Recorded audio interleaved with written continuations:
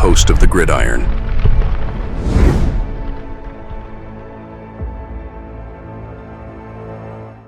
All right. Welcome to the Gridiron, baby. If you can give this video a thumbs up or maybe share this video, that would be absolutely freaking awesome.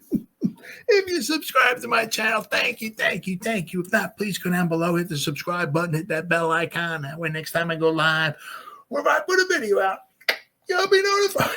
And it's free of charge. It's totally free of charge. But if you are subscribed to my channel, thank you. If you want to help support my channel, the top link in the description box, very top links, takes you to my membership page. I've got 3 different membership levels.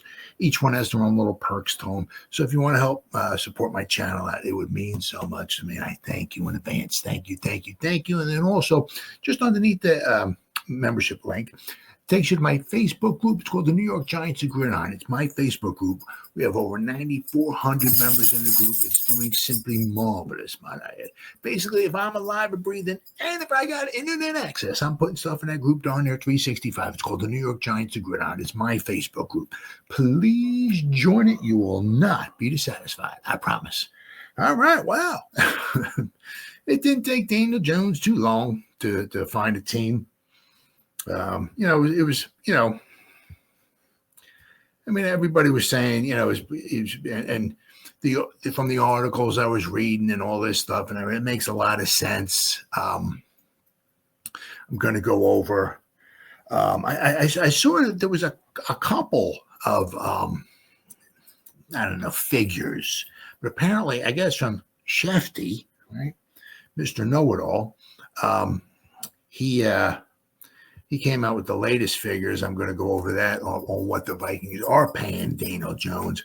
But, I mean, it got worked out pretty well. The articles I was reading, and it made a lot of sense to me, is that he's going to go on their practice squad, right? I mean, you figure they can elevate him 3 times, right? And basically he's just a practice squad member.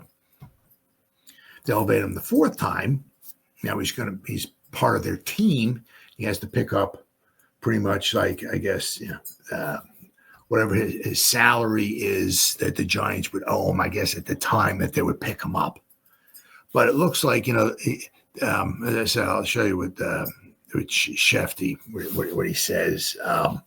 But so the Giants will still be on the hook for over $11 million for this season, unless, he's on the practice squad, unless another team plucks him off the practice squad, which is possible. That's fair game. The thing is you have to put him now on your 53. Now, if they're to put him on their 53, they got to keep him there for 3 weeks, 3 paychecks. Now, his 3 paychecks are close to about $2 million a week, because the Giants owe him about $12 million for this rest of the season. There's 6 more games left in the season. Right. So, so it's about $2 million. So the thing would be is that if another team plucked him off the practice squad, they're going to be paying a guy, maybe $2 million. I'm not exactly sure what the figures are, but they're going to start paying his salary because he's on their 53. So, he's going to be basically just holding the frickin' clipboard to be on their 53, and they're paying him $2 million kind of because he just gets there. You don't know that, he's never thrown a pass to any of the receivers. You don't know the offense or nothing, and he's on their 53, and he just told him the clipboard. So that would be a little expensive, but I mean that's always a possibility too.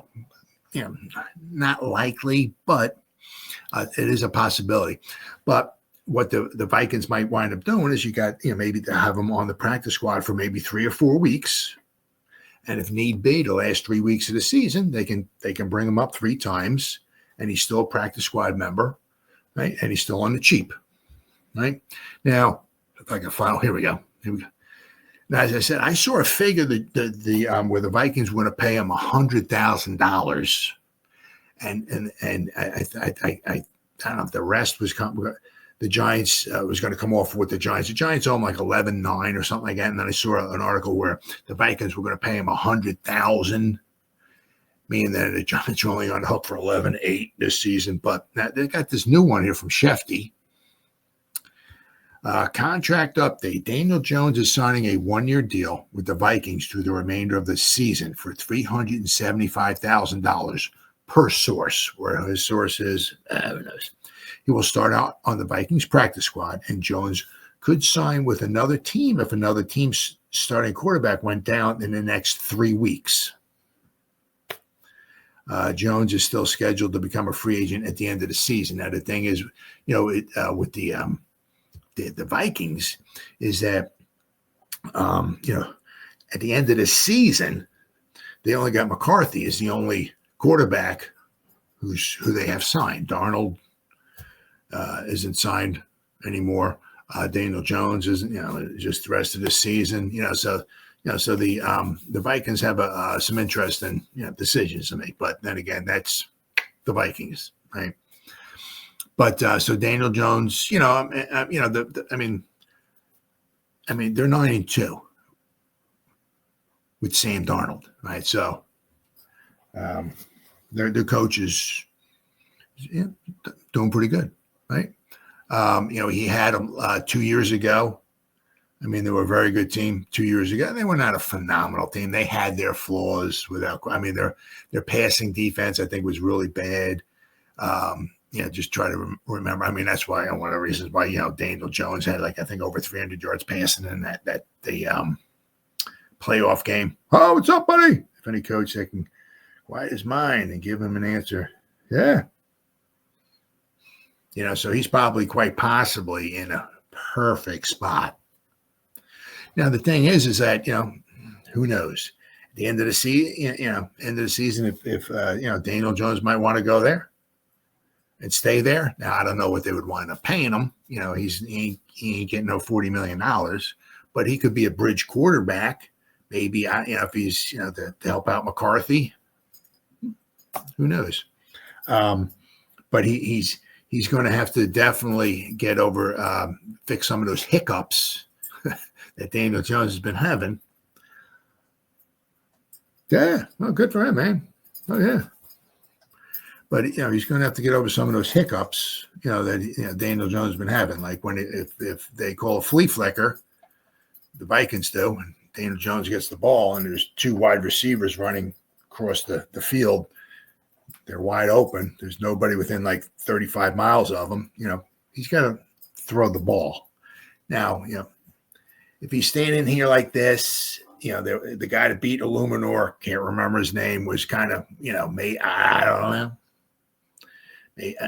You're never going to know. But if you look at it, Daniel Jones is kind of maybe getting whatever. And if he's looking down here, maybe out of the corner of his eye, he sees the guy ready to, running right at him.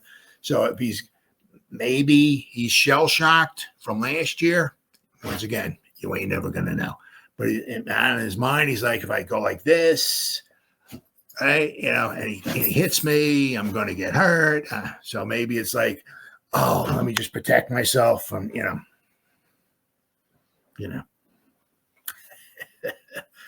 so who knows? Once again, stuff you ain't never going to know. So he's got some stuff. He has some stuff to fix, but it's good for him. He's in a good spot. He's clear. Oh yeah, oh definitely. Now, sometimes it's like when a team is losing, and like the Giants at home, and you get booed and all that stuff. Sometimes the best thing is just get the heck out of Dodge, right? Look how the Giants played in Cleveland. Look how they played in Seattle, right? They did pretty well in Munich. Of course, things didn't work out for them there, but sometimes just a fresh start, like Dulcich, Greg Dulcich, the tight end, maybe, with the guy we got off of waivers from the Broncos, maybe coming here, right? Peyton didn't seem to, once again, you don't know. He had some injury problems there, but he was a healthy scratch for weeks. Whatever Peyton didn't dress him. Why? You ain't never gonna know. But maybe he comes here, right? He was a third rounder too, right? Too much press. Oh yeah. Oh, of course. I mean, he had pressure ever since he stepped on that field, replacing Eli. I mean, pressure, pressure, pressure. And of course, there would be pressure, if we were winning. But man, if you're losing and you're looking bad, whew, oh yeah. I mean, just nothing but negativity. So, so there's not a lot of pressure on him out there, especially right now, out there in Minnesota. He can finish up on a team that's quite possibly going to go. I mean, that's a great division, boy. I'll tell you. I mean, don't even discount the Bears. I mean, they're not bad, but you look at the Packers, you look at the Lions, you look at the Vikings. I mean, what did let me see here. I mean, 1, 2, they might have 6 losses between those 3 teams. Green Bay Packers. Did they have 3 losses? Yeah, 8-3. Yeah. So I mean, it's like you got a one loss Lions, a 2 loss Vikings, and a 3 loss Packer team. And one of the losses the Packers had was obviously to the Eagles opening day in Brazil. And then I'm sure they lost. I know they lost to the Lions. I mean, the Packers lost to some good teams, and obviously they game in Brazil. Eagles played. Eagles got the extra. Made an extra play or 2. Tip your cap to the Eagles. They won. But I mean, the Packers were in it. There certainly wasn't no reason why the Packers couldn't have won that. The Eagles pulled it out. Once again, congratulations, Eagles. But Packers are right in there. So I mean, the Packers are tough division. So I mean, those 3 teams combined have 6 losses. So that's a pretty good division. So I mean, unless the Vikings lose their last 6 games or so, which I really don't see happening. He might quite possibly be on a team that goes to the playoffs. So we'll have to wait and see. They won't sign him as a starter next year. He will be his backup already. Yeah, his knees. Yeah. Well, I did see stuff like that. Yeah, he might be able to help him out. Once again, he's going to go from whatever $40 million a year down to I don't know what, but $40 million a year. Eagles, Rams, Vikings, Lions, Chiefs, Steelers. Oh great! Oh yeah. Oh yeah, I mean, I've seen a lot of teams had certainly had some interest, and the nice thing about it was that they can all just tuck them on the practice squad, right, and pay them a minimal amount of money, right, and if they had to bring him up, it is what it is. But I mean, he is fair game though, so another team can pluck him off the practice squad, except the other team's gonna have to pay up for him. So, but the Giants got rid of him. We're saving a bunch of money next year, so we have a decent amount of salary. We have over like $60 million, I think, next year for salary. So that's our salary cap. So that's pretty good. Let's see. I mean, there's a ton of articles here. After clearing waivers on Monday, Daniel Jones has chosen his new NFL home, according to CBS and a bunch of other places. He's signing with the Vikings. Jones is signing a 1-year deal worth $375,000 and will start out on the Vikings practice squad. It was the Vikings who Jones helped upset in the playoffs. Now, the thing is that the Vikings were on the CBS Sports projected landing spots for Jones. Minnesota's quarterback of the future appears to be his first-round pick, J.J. McCarthy, who is out for the year with a knee injury, while Sam Darnold is a pending free agent who has made some money for himself with a career year. Yes, he has. The Vikings also have Nick Mullins and Brett Ripien on the roster, but McCarthy is the only quarterback under contract beyond this year. So Jones will be with the Vikings for just 6 regular season games and however long Minnesota's playoff run lasts before he is signed. Before again, he is a free agent with the opportunity to sign with any team he likes. But the Vikings coach Kevin O'Connell is an offensive mind who knows how to make quarterbacks comfortable, and he gets another reclamation project in the former number 6 overall pick from Duke. During a press conference earlier this week, O'Connell shared his personal interest in Jones. Now he had He had talked to him, I think, in 2019 before the draft, so there was some familiarity there. But I guess So he has some familiarity with him. Yep. TJ, a clearance sale. I will say tons of respect for Daniel Jones as a player and a person, O'Connell said.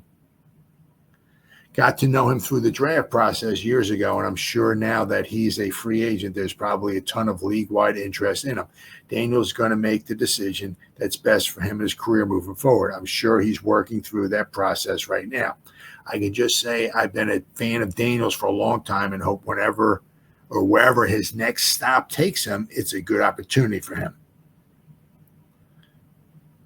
So I mean, we'll have to wait and see. I mean, look what Sam Darnold's been doing, right? So I mean, you got to give him a lot of credit. So Daniel just seems like he's in a good spot. So good for him. Now, whether he's going to go back there next year or not, who knows? But as far as being probably a long-term quality starting quarterback, quite possibly not. But good for him. I'll be pulling for him if he does. If he does well, good for him. I mean, thankfully he didn't go to Philadelphia. I mean, because that would have made me vomit. I mean, Saquon is bad enough. I mean, if we had two giants over there with the Eagles, that would be, because with the Eagles is they don't really have a salary cap over there. They're like the only team in the NFL has no salary cap because they take all their money and they just push everything down the road. They put void years on the end of contracts and everything like that, so they can just keep bringing guys in, and they would probably won't be one of the few, if only, teams that could probably just straight up take Daniel and throw him on their active 53. Because I mean, I'm sure they would do something where they would sign him, or however Howie Roseman, their GM, would work it out where they could just put him on the roster and just write off a bunch, put void years on the contract or something like that. So I mean, there's only probably a handful of teams that could probably do that, and the Eagles would have been one of them. But it is what it is. So I'm happy for him. So good for you, Daniel.